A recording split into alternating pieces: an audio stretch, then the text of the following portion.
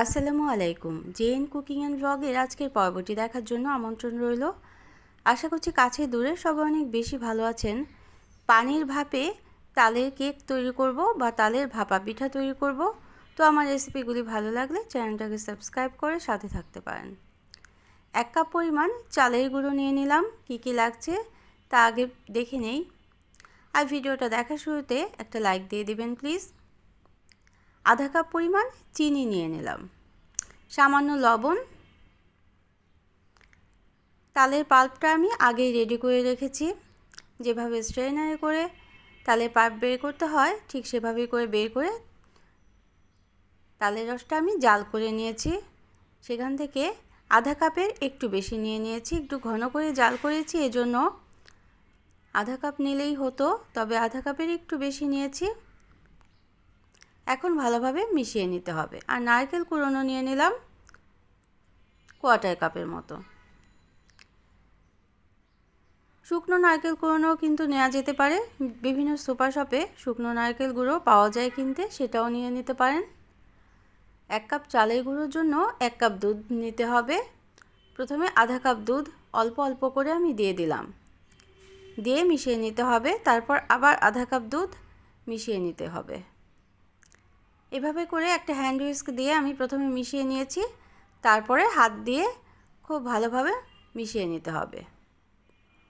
হাত দিয়ে mixed up করলেই সবচেয়ে ভালো হয়, ব্যাটারটা খুব সুন্দরভাবে তৈরি হয়ে যায়।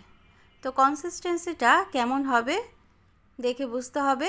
তবে 1 কাপ চালের গুঁড়োর জন্য আমার 1 কাপ একটু ঘন করে রাখা দুধই প্রয়োজন হয়েছে। এখন এই হ্যান্ড হুইস্ক দিয়ে খুব ভালোভাবে মিক্সড আপ করে নিতে হবে। মিশিয়ে নেওয়ার পর আধা চা চামচ বেকিং সোডা দিয়ে দিতে হবে। এই বেকিং সোডা দেওয়ার পর রেস্টে রেখে দিতে হবে 2 ঘন্টার মতো।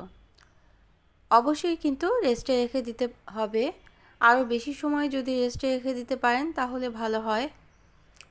তো আমি 3টা স্টিলের বাটি নিয়ে নিলাম, 1 চা চামচ করে তেল দিয়ে দিলাম প্রতিটা বাটিতে।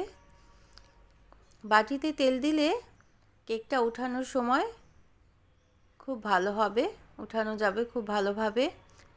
বেশ ব্রাশ করে দিলাম। তো আমার রেসিপিগুলি ভালো লাগলে একটা লাইক দিয়ে দিবেন, প্রয়োজনে কমেন্ট করবেন এবং শেয়ার করে নিতে পারেন ফ্রেন্ডস অ্যান্ড ফ্যামিলির সাথে। প্রতিটা বাটিতে ব্যাটারগুলো দিয়ে দিলাম। তালের সময় তালের বিভিন্ন ধরনের রেসিপি কিন্তু আমরা করে থাকি।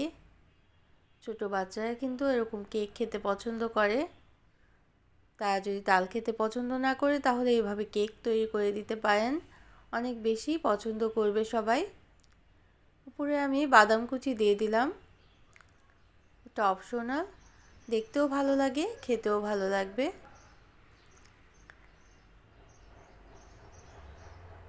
যারা প্রথম ভিজিট করছেন চ্যানেলটিকে তারা চাইলে চ্যানেলটিকে সাবস্ক্রাইব করে বেল বাটনটা প্রেস করে অল অপশন সিলেক্ট করে সাথে থাকতে পারেন।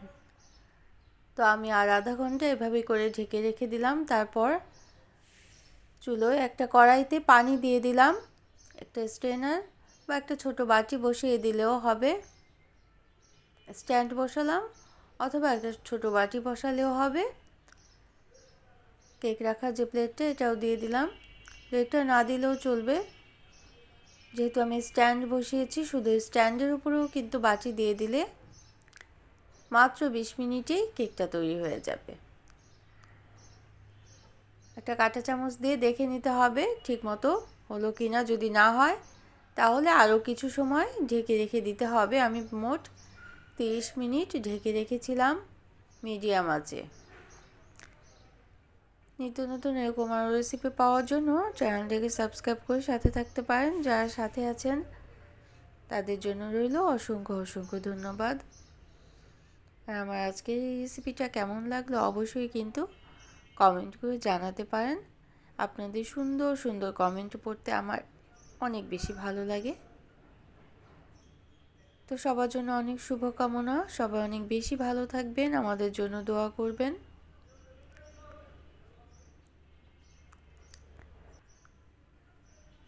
একটা ভেঙে দেখিয়ে দিচ্ছি কেমন সুন্দর ফ্লাপি হয়েছে, নরম হয়েছে।